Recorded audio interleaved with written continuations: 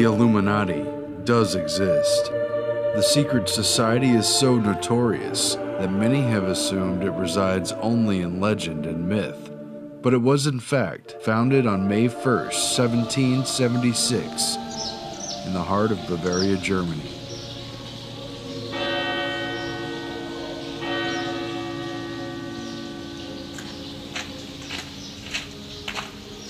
I'm standing here in the old city of Ingolstadt, where May 1st, 1776, Professor Adam Weishaupt founded the Illuminati, his attempt to create a new world order by deception. It wasn't through armies that Adam Weishaupt planned to take over existing governments. Instead, he wanted to use his secret societies in the Illuminati system and infiltrate the existing societal structures. That meant the secret societies as well as the governments around the Western world. The secret sect Adam Weishaupt founded on May 1st, 1776, was originally named the Perfectibilist, and only later changed to its more notorious moniker, the Order of the Illuminati. Weishaupt was orphaned as a small child and adopted by his godfather, Baron von Ickstadt. The noble privileges of Ickstadt provided Weishaupt with access to a private library of more than 4,200 books, where he became a lover of knowledge, delved into the occult, and became intimately familiar with the liberal readings cropping up in the Age of Enlightenment, of reason, of science, and the ideas of thinking men challenging the grip of monarchs and of the Catholic Church. So we're overlooking a model of the city of Ingolstadt, where Adam Weishaupt started the Illuminati at the University of Ingolstadt. He wanted to use his secret society system to overthrow existing governments and existing religions, especially monarchy. Instead, he wanted the learned men of universities with the ancient values and the ancient understanding passed down from societies like Egypt and Babylon to rule the world using the pagan values of the old system instead of the oppressive religious regimes and the oppressive monarchies that were in existence in Europe at the time. As he came of age, Ickstadt provided Adam Weishaupt with a path towards becoming a professor at the University of Ingolstadt, and soon after placing him in a position to replace the withering curriculum of the Jesuits with the radical teachings of this new age within which he was to become such a significant figure. This is the entrance to the University of Ingolstadt, the old university where Adam Weishaupt set up the Illuminati and his secret society to take over the world, overthrow existing governments and religions, and create a true new world order based on wise men, old learned practices from ancient regimes, and a pagan religion that didn't worship God but worshiped the laws of man and of reason. All the stuff that came out of the Age of Enlightenment. The name Perfectibilist underpinned the long-term, esoteric aim of evolving and perfecting mankind, ultimately ascending to a position where man is God. Towards that aim, the Illuminati set out to upend and completely reorder society, which kept kings and princes, popes and emperors of the 18th century awake at night. His New World Order system was not through armed forces and might, but through education and propaganda and changing things from within by deception. Well, ladies and gentlemen, good evening. My name is Adam Weishaupt and I founded 1776 the Illuminati here in Ingolstadt. Versammlung ist gedeckt. Lieber Bruder Zensor, es ist nicht genug damit, dass die Versammlung gedeckt sei. Macht den Anfang eurer Verrichtung. You see, there are a lot of legends, a lot of stories about the Illuminati here in Ingolstadt.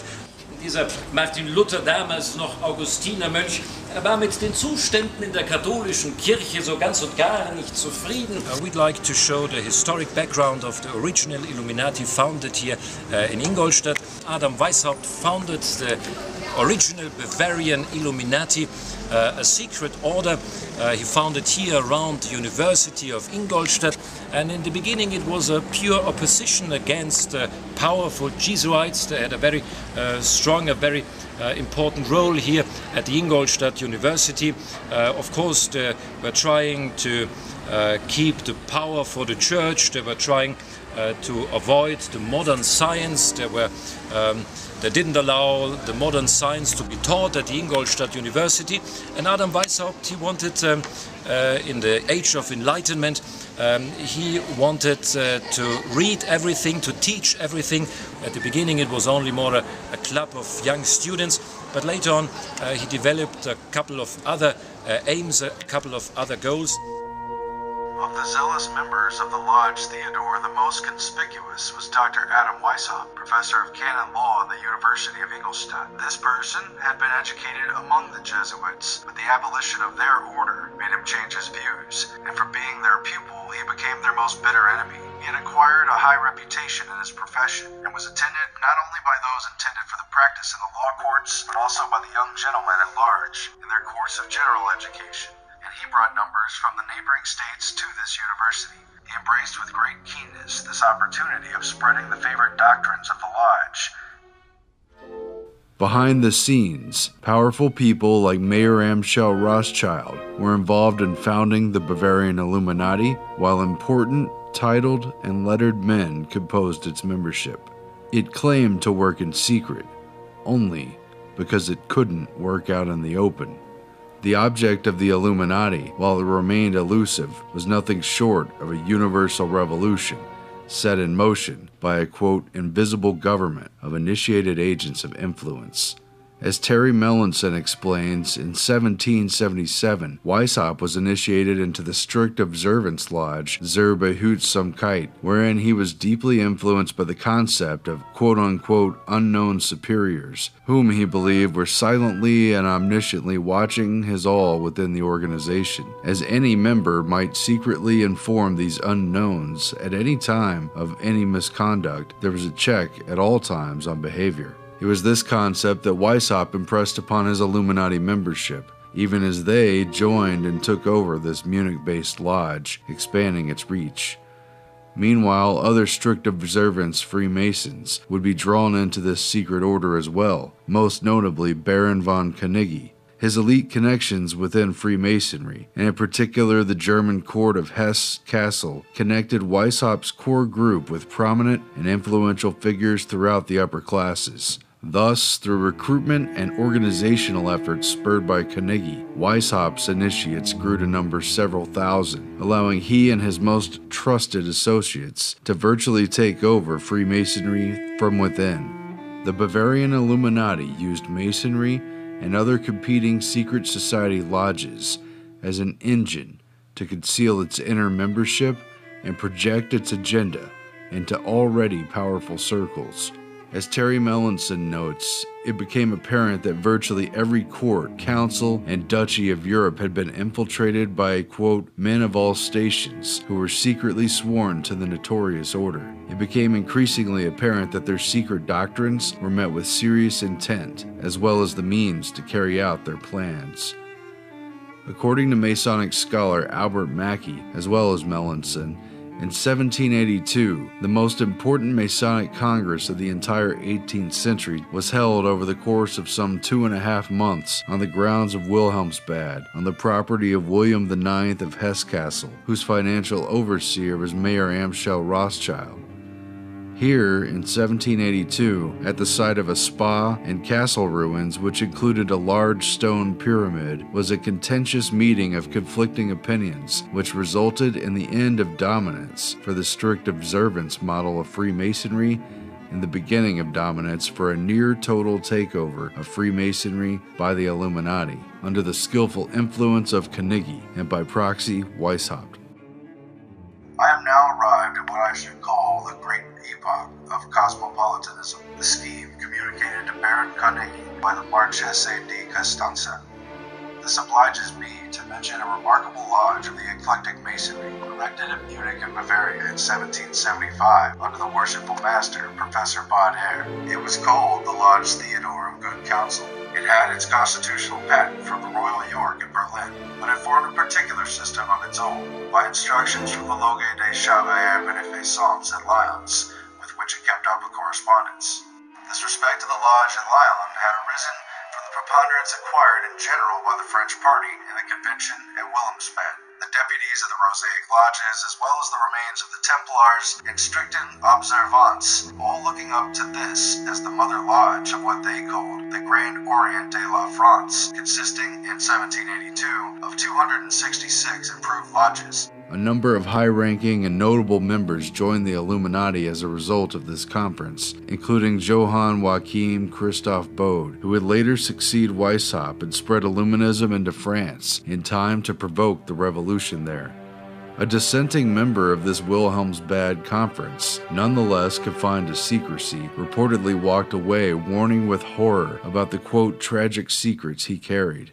I will not confide them to you. I can only tell you that all this is very much more serious than you think. The conspiracy which is being woven is so well thought out that it will be, so to speak, impossible for the monarchy and the church to escape from it.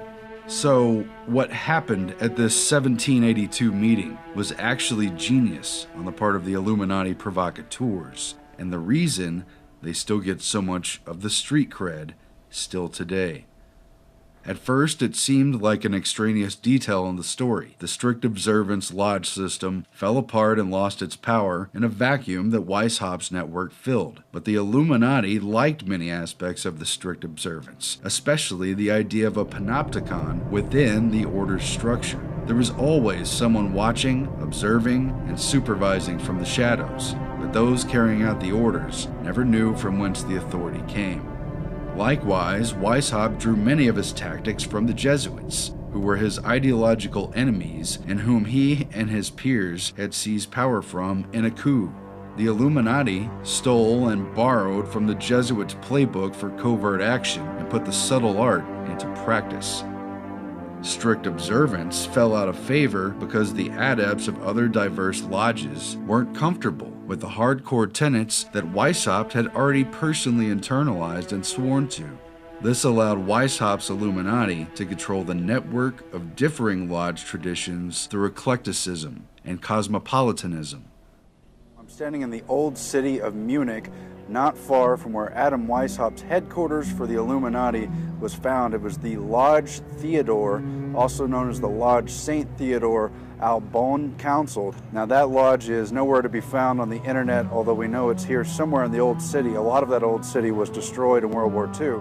The Lodge Theodore was the place where the above-mentioned doctrines were most zealously propagated, but Weishaupt's emissaries had already procured the adherents of many other lodges. The eclectic masonry had been brought into vogue chiefly by their exertions at the Wilhelmsbad Convention. The Lodge Theodore was perhaps less guarded in its proceedings, for it became remarkable for the very bold sentiments in politics and religion, which were frequently uttered in their harangues, and its members were noted for their zeal in making proselytes. Many bitter pasquinades, satires, and other offensive pamphlets were in secret circulation, and even larger works of very dangerous tendency, and several of them were traced to that lodge. So Adam Weishaupt used his Illuminati to come to power through the existing structures. The members of the Illuminati would infiltrate Freemasonry and join their ranks. Eventually, even the degrees of the Illuminati were adopted in many of the Freemason chapters throughout Europe. More mystical lodges didn't want to perform rites for Knights Templar rituals, just for instance. But that was fine. Adopt the first 3 degrees of Masonry, which Weishaupt and Knigge had re-established, and each lodge could decide which, if any of the higher degrees, they would include.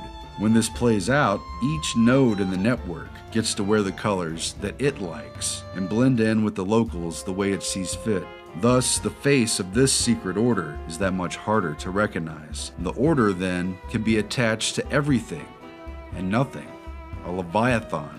It is no surprise that the traces of its existence have resurfaced under perhaps a couple hundred different groups, all pivotal in their time and place, perfectly positioned to affect key changes in the ongoing narrative of global social change and world revolution. Skull and Bones and America's Secret Society fraternities, the Cecil Rhodes Round Table and Secret Society, the Fabian Socialist, the Cambridge Apostles, the Bolsheviks in Soviet Russia in particular, and Marxist communism and various forms of socialism in general, the Theosophist and Gandhi in India, Lawrence of Arabia and Milner's Kindergarten, Les Amis Réunis in the French Revolution, both Democrats and Republicans, and all manner of ancient orders revived as mascots in this multi-generational struggle. These groups feed off of conflict and division. They can operate within the range of ideas that the locals in each theater and venue will respond to and accept through capitalism and communism, through atheism and through religion. Can you appreciate the complexity, the totality, the subtlety? It'll take us years to finish pointing fingers and unraveling what has been done. Meanwhile, a secret network goes on weaving a fabric quietly from the shadows. I mean, do you get it? Can you appreciate what is and has been going on here? Afterwards, the secret order's influence knew no bounds in the sphere of politics and social life, but it made plenty of enemies with rival groups along the way, as well as the existing infrastructure. Its promotion of revolution, freedom from the prevailing system, the justification of suicide and of poisoning rivals, of blackmail and infiltration, as well as its anti-religious, pro-reason stance, all served to make the Illuminati a notorious band of rogues to watch out for. Adam Weishaupt's Bavarian Illuminati utilized secret code names to hide their identities and keep them from being discovered from the existing authorities as they tried to use deception and infiltration to change those structures from within. Weishaupt's code name was Spartacus, and similar code names from the ancient world were given to the other members, and also code names for the cities and locations where they operated throughout Europe and eventually throughout the Western world. When the messenger carrying the secret documents of the Illuminati was struck by lightning and its membership list and agenda was revealed to the monarchies of the day, the group was outlawed. Its membership had to spread to the four winds and head to other countries where they thought they could be safe. With the spreading paranoia among the nobility and upper classes taking hold across Europe, the Illuminati were banned officially by the Duke of Bavaria in the years 1784, 1785, 1787, and 1790. A number of police busts turned up evidence of the group's dealings, its members, and the reach of their plot, putting forward further pressure to outlaw the group. Second in command to the Illuminati, Adolf Freiherr von Carnegie ostensibly disbanded the group internally known as those who've been cursed by posterity. The Illuminati was officially over in 1785, and Carnegie stepped down from his position. However, historians have conclusively found that von Carnegie simply revived the Illuminati under the guise of numerous reading societies, as Weishaupt had originally instructed. Weishaupt told his initiates, quote, "Conceal the very fact of our existence from the profane. If they discover us, conceal our real objective by profession of benevolence. If our real objective is perceived, pretend to disband and relinquish the whole thing, but assume another name and put forward new agents." This plan was carried out with precision. Top brass of the Illuminati, von Carnegie and Johann Joachim Christoph Bode, re-established the organization under the guise of publishing houses that pushed for the printing of controversial Enlightenment literature while operating behind the scenes via a clandestine inner circle that directed the agenda. Adam Weishaupt was exiled and took asylum with Duke Ernst II of Saxe-Gotha until his death in 1830. Look, Totenmaske von Johann Adam Weishaupt. It's the death mask. Operations were rumored to continue under JJC Bode through reading societies and publishing houses, pushing controversial literature, and through an invisible network of operatives scattered around the world. The short-lived official existence of the Order of the Illuminati overlapped significantly with the American Revolution, which spanned 1775 to 1783, as well as the French Revolution, which peaked between 1789 and 1795. For better or for ill, the first shots of a worldwide revolution had been fired, and the brush fires set in the minds of men had begun to spread. Now, America's founding fathers were mostly Masons. Almost all of them were within the Masonic power structure. They met at lodges and discussed many of their secret plans in those lodges. Likewise, the English they were fighting against were also mostly Masons, but they kept to separate lodges, and they planned much of their agenda inside those lodges where the members were required to keep secret. Of course, the Illuminati also came to America after its founding in 1776, and through the lodge system of the Masons and other secret societies began to infiltrate the society. They found many friends in America, particularly through the promotion of their doctrine for a new world order and the enshrinement of the rights of man under the understanding of the Age of Enlightenment. By 1796, things had taken root. In his farewell address, published in papers in the fall of 1796, a retiring George Washington warned the young American nation that he was concerned with the rising dangers of factions, operating under manipulative and opportunistic combines and associations, as he termed them, which could serve as powerful engines for taking over the reins of government.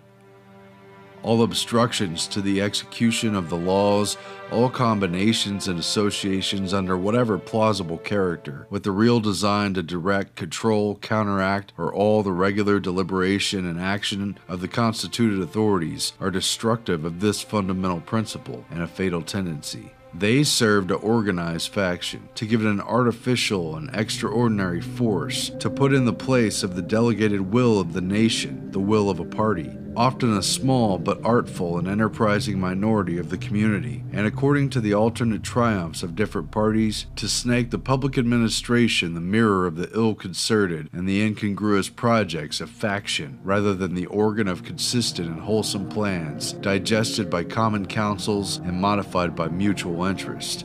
However, combinations or associations of the above description may now and then answer popular ends. They are likely in the course of time and things to become potent engines by which cunning, ambitious, and unprincipled men will be enabled to subvert the power of the people and to usurp for themselves the reins of government. There were different factions inside America, the Federalists primarily in the North and the Democrat Republicans primarily in the South. Thomas Jefferson and John Adams were the leading figures of those factions. Jefferson, part of the Democratic Republicans, based in Virginia and the southern states, and John Adams, based in Massachusetts.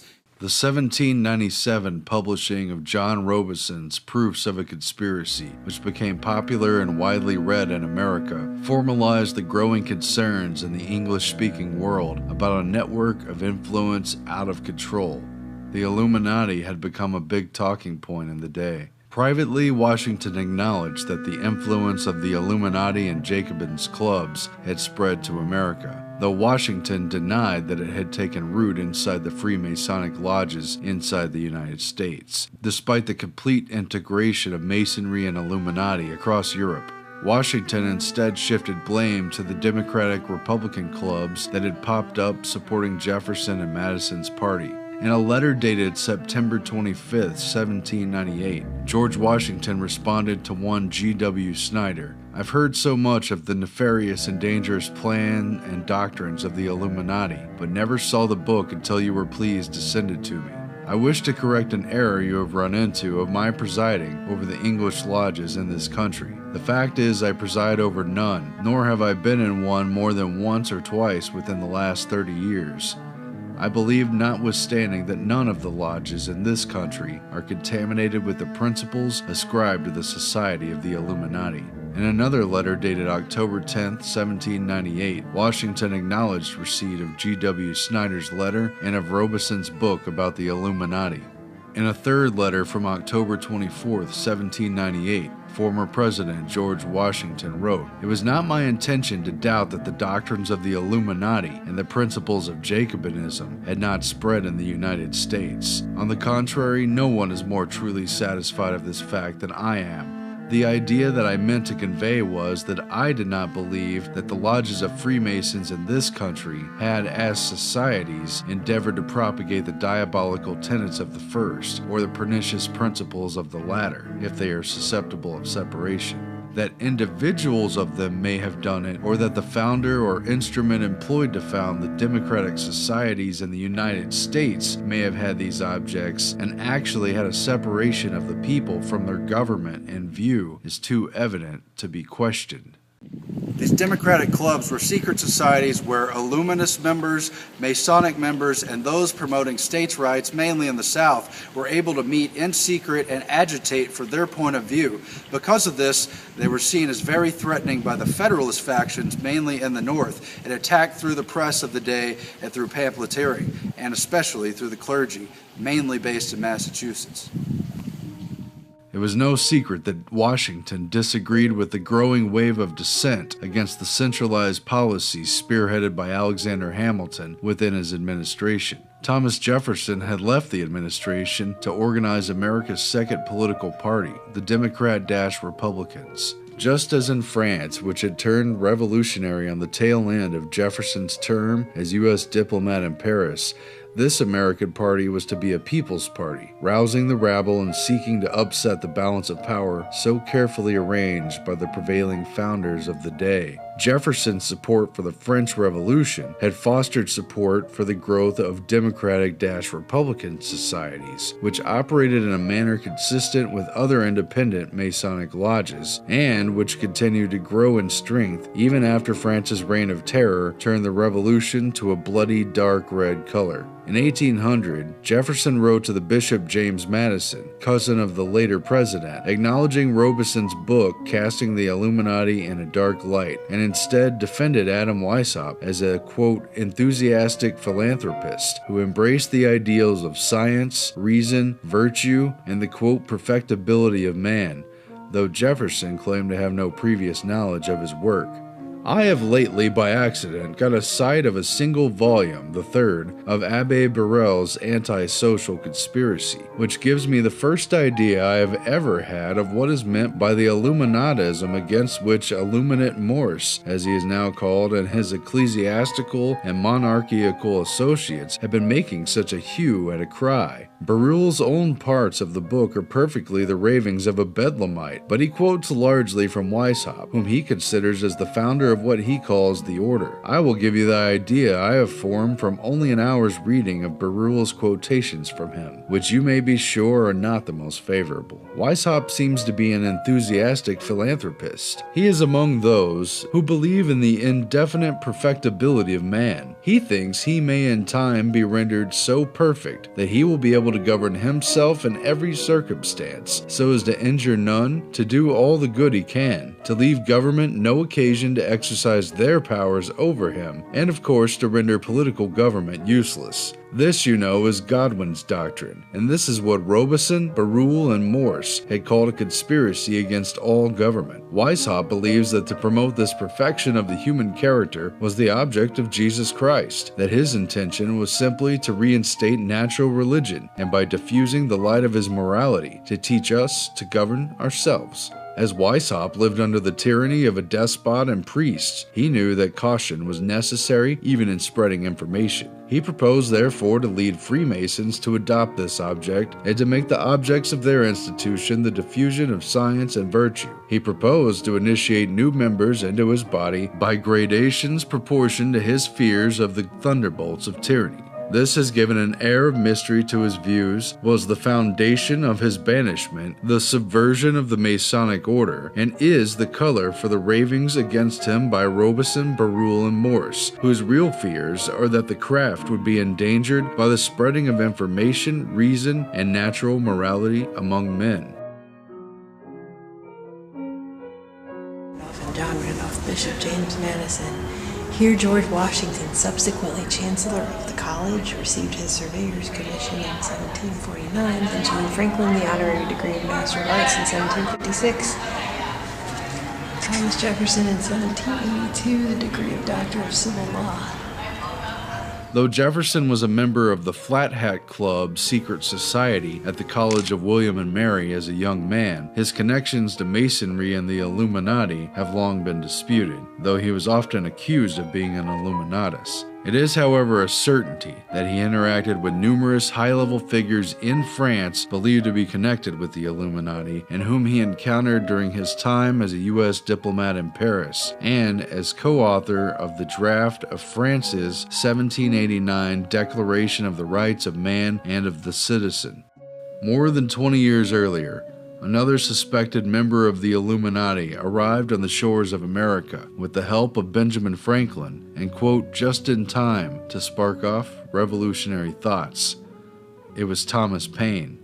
He immigrated from Britain in fall of 1774 and by January of 1776 published Common Sense, the pamphlet that stirred the British colonists in America to think of themselves as independent, to shirk off the reign of a distant king, and to form a free system of government for themselves. In other words, Thomas Paine, a professional propagandist, penned the narrative of the entire struggle of the American Revolution. Common Sense was an instant bestseller and long considered the most incendiary and popular pamphlet of the entire Revolutionary era. Paine held many posts during the war, but was fired from his post as Secretary of the Congressional Committee on Foreign Affairs in 1779 after he apparently alluded to secret negotiations with France in his writings. 2 years later, in 1781, Paine traveled to France and helped secure a $10 million loan for the Americans. Thereafter, he negotiated with the Bank of North America to arrange for the feeding and clothing of the army. That was the kind of clout that Paine held. Then, a few years later, the same year that the U.S. Constitution was formed in 1787, Thomas Paine traveled to Paris just in time to become embroiled in the nexus of the brewing French Revolution. Thomas Paine, one of the most important founding fathers both in the American Revolution and the French Revolution, was later revealed to be a member of the Illuminati. In America, his pamphlet Common Sense was widely distributed and credited as sparking the revolution through the pen, not through the sword. He inspired Thomas Jefferson and other Republicans to declare the rights of men and eventually fight for the Bill of Rights. Thomas Paine would also help the Cercle Social in the French Revolution to print their propaganda and their pamphlets to demand the overthrow of the monarchy and in particular Louis XIV and start a new form of government based on reason. His book, The Age of Reason, was written in France, and a document of the rights of man would enshrine the attempt to rule in the Age of Enlightenment not by kings and not by churches, but by the wisdom of man. Much of it based on the old pagan systems, and all working towards what they considered to be a new world order, or a novus seclorum of the ages. Paine would go on to pen The Rights of Man, the radical treatise calling for republican government and the overthrow of monarchy in France, which was the equivalent of Common Sense in the American colonies, and which added significant fuel to the fire of the growing French Revolution. From his time in France from 1787 onward, Paine became best friends with and stayed in the home of Nicolas de Bonneville, the printer and publisher of Cercle Social, who was working to propagandize the masses and which doubled as an esoteric inner circle of French Illuminism and Masonry, in combination with the Les Amis Réunis Lodge, run by Savayette de Long, which housed the powerful Philaletes order. Now, Adam Weishaupt's Bavarian Illuminati had its biggest action in the French Revolution. They had a stronghold through a secret society known as the Cercle Social, which was also a printing press and a propaganda arm, and they took over the Jacobins and the other structures of existing French government. Its members counted at least 2,000. The membership list that was exposed proves this, and there were very high-level members, including barons, dukes, and other financiers of the day in all countries of Europe. They later infiltrated America, but their greatest work was in the French Revolution. That was the one they actually carried out to full plan. Now, while the French Revolution promoted many good ideas, such as freedom of speech, freedom of religion, mirroring that of the American Revolution, it was at the same time an artificial revolution.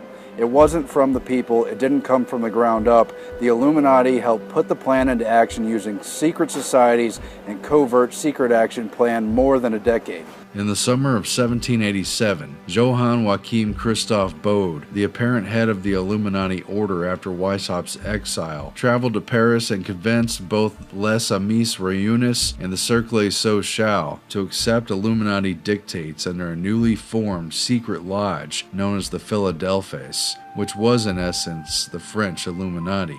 Thus, a who's who of pivotal players in the French Revolution were steered and led by key figures connected to the Illuminati, reaching as high as the Duc d'Orléans, General Lafayette, Mirabeau, and other leading figures connected to the Jacobins and Illuminist circles within revolutionary France. And it was only through deception, again artificially driving the revolution through some incited, planned, and staged events. One of the most significant staged and artificial events of the French Revolution that really drove it into its pivotal point and made it irreversible was known as the Great Fear. It took place just before the big revolution of 1789. This was a classic deceptive and Machiavellian tactic carried out by at least 5 key Illuminati members. They included Lafayette, the Duc d'Orléans, Nicolas Bonneville, who led the Cercle Social, as well as the Tassin brothers, who were both Illuminatus as well as bankers, and the financier Savalette, who was later part of the National Assembly.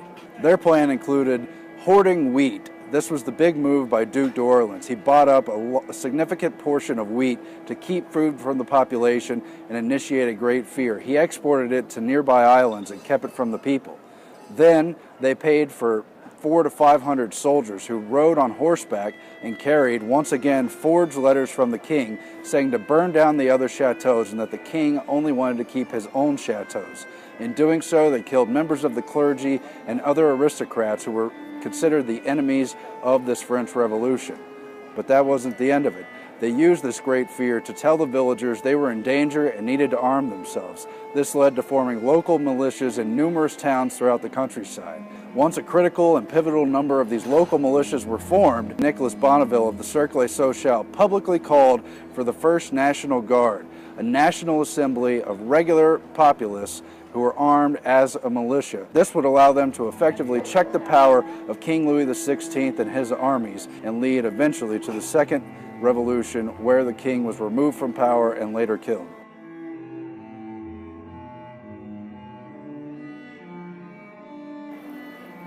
Adam Weishaupt's Illuminati believed they were perfectibilists. They believed that man could perfect themselves, that in fact man was God. This was also written explicitly by Nicolas Bonneville in his seminal work L'Esprit des Religions, where he said simply, man is God. What else can it be? Man is everything. They believed they could perfect themselves, and by withering away the state, empower the individual, and through morality, mankind would heighten himself, not through religion, not through monarchs, and not through the state. This utopian dream was of course never accomplished, for good or for ill, but many of their important aims were, and their influence continues to this day. In this way, and through the reading societies of the Enlightenment period, the Illuminati continued its influence and did everything in its power to launch a worldwide revolution that would stop only when man was free enough to rule himself, at least that part of man who were considered truly enlightened. The rest, of course, would have to be looked after by an elite guardianship, an invisible set of rulers looking after the rest of humanity that was too ignorant and too slow to wake up from its slumber. Now this statue right next to the old University of Ingolstadt where Weishaupt founded the Illuminati is the Merigers, the birds of wisdom, which very much reflects their idea of ruling the world through wise men, through learned men who had studied the old pagan systems, the ancient regimes by the old systems of republicanism, such as seen in Rome. But the true legacy of the Illuminati continues.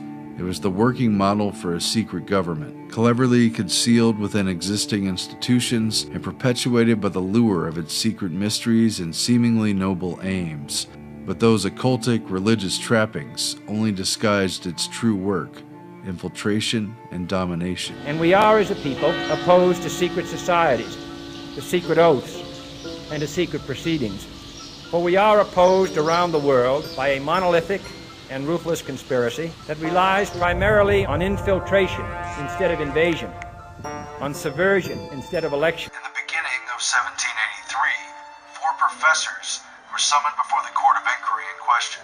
on their allegiance respecting the order of the Illuminati. They acknowledged that they belonged to it, and when more closely examined, they related several circumstances of its constitution and principles. The order was said to abjure Christianity and to refuse admission into the higher degrees to all who adhered to any of the three confessions. Sensual pleasures were restored to the rank they held in the Epicurean philosophy. Self-murder was justified on Stoical principles. In the lodges, death was declared an eternal sleep. Patriotism and loyalty were called narrow-minded prejudices and incompatible with universal benevolence. Continual declamations were made on liberty and equality as the unalienable rights of man. The baneful influence of accumulated property was declared an insurmountable obstacle to the happiness of any nation whose chief laws were framed for its protection and increase. Nothing was so frequently discoursed as the propriety of employing for a good purpose the means which the wicked employed for evil purposes. It was taught that the preponderancy of good and the ultimate result consecrated every mean employed, and that wisdom and virtue consisted in properly determining this balance.